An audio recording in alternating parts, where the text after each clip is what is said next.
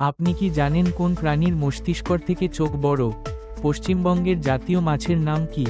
পশ্চিমবঙ্গের কোন জেলার নাম একটা প্রাণীর নামে রাখা হয়েছে?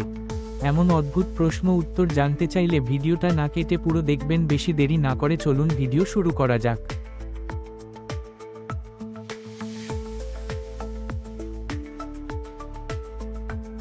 প্রথম প্রশ্ন, পশ্চিমবঙ্গের জাতীয় মাছের নাম কি?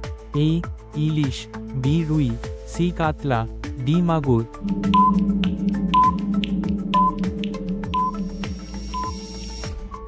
সঠিক উত্তর ইলিশ। ইলিশের স্বাদ আর গন্ধ একে সবার পছন্দের মাছ বানিয়েছে।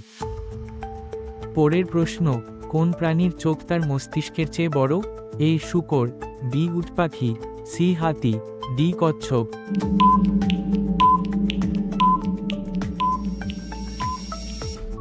সঠিক উত্তর উট পাখি। উট পাখির চোখ গল্ফ বলের মতো বড়। পরের প্রশ্ন, পশ্চিমবঙ্গের কোন জেলার নাম একটি প্রাণীর নামে রাখা হয়েছে? A Birbhum, B Bankura, C Cooch Behar, D Jalpaiguri.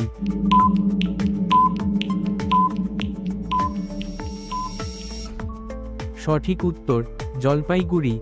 Jalpaiguri নামের গুড়ি অংশের অর্থ হাতি। পরের প্রশ্ন, ভারতের প্রথম নোবেল পুরস্কার বিজয়ী কে ছিলেন? A C V Raman, B Rabindranath Tagore, C Amartya Sen, D Homi ভাবা।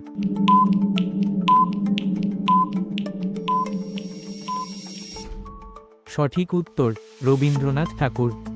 তিনি 1913 সালে সাহিত্যে নোবেল পান।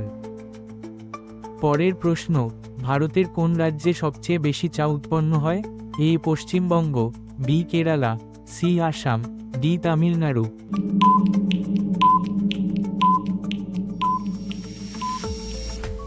সঠিক উত্তর আসাম। আসামের চা পুরো বিশ্বে জনপ্রিয়।